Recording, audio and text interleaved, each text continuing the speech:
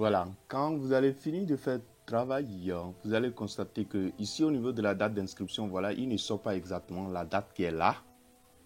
Vous allez essayer donc voilà, de le configurer ici dans l'option accueil au niveau des nombres.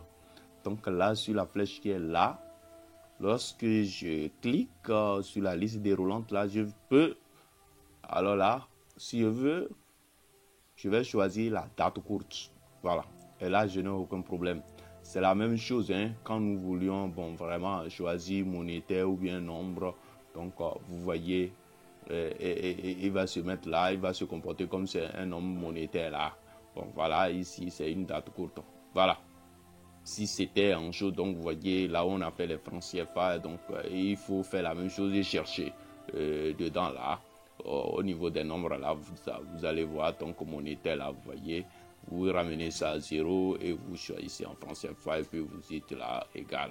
Voilà, c'est bon. Alors, la suite c'est quoi? Nous allons essayer de mettre un peu déjà une bonne mise en forme. Là, je peux sélectionner ici, déjà oui, et là, oui, pour dire que je veux que ça soit voilà, aligné à droite, voilà. Et maintenant, ce qui se trouve à l'intérieur ici, il faut que ça soit aligné à gauche, c'est un choix, hein. Ça soit aligné à gauche, hein, mais vu que ça en gras. Voilà.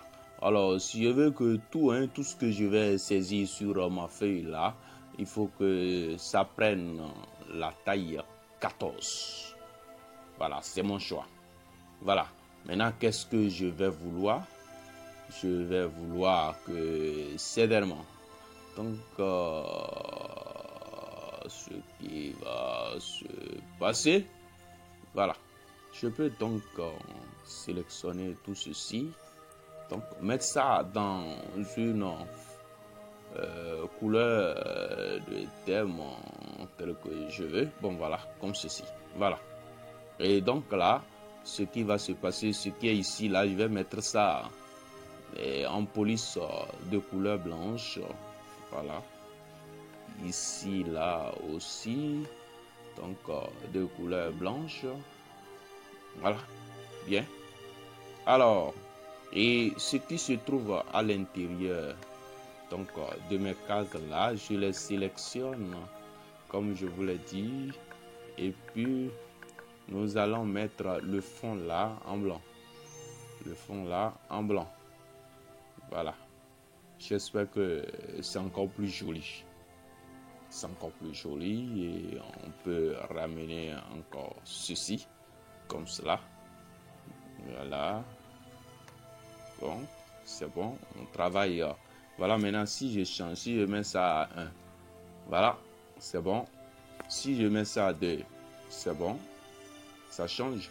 Mais si je mets ça à 5, voilà, ça reste toujours comme ça. Alors que dans ma base de données, là, je n'ai pas encore le numéro 5. Ce n'est pas bien. Donc, il faut que je dois restreindre donc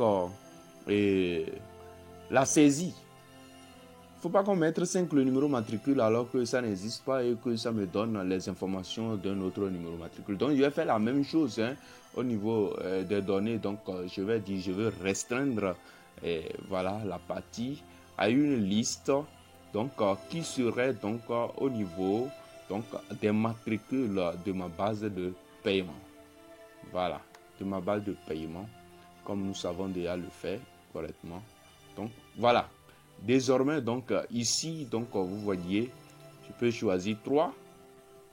C'est bon. C'est jusqu'à 4 seulement. Mais il se pourrait que dedans, là, je saisisse 5. Alors là, quand je valide, il me dit cette valeur ne correspond pas aux restrictions de validation des données pour cette cellule. Réessayer. Alors, on peut configurer notre test. Parce qu'en voulant faire, par exemple, donc, dedans, là, vous voyez, c'est ça que nous venons de faire. On pouvait mettre alerte d'erreur. Donc, le titre ici, on peut dire c'est au sujet de matricule. Au sujet de matricule. Et le message d'erreur, on va dire, alors, ce numéro n'est pas attribué. Ce numéro n'est pas attribué. Ce numéro n'est pas attribué. Et nous faisons OK. Donc, quand nous venons maintenant, vous voyez, quand nous saisissons 5 et que nous validons, il dit non. Voilà le titre, il a dit matricule. Ce numéro n'est pas attribué. OK? Bon, voilà.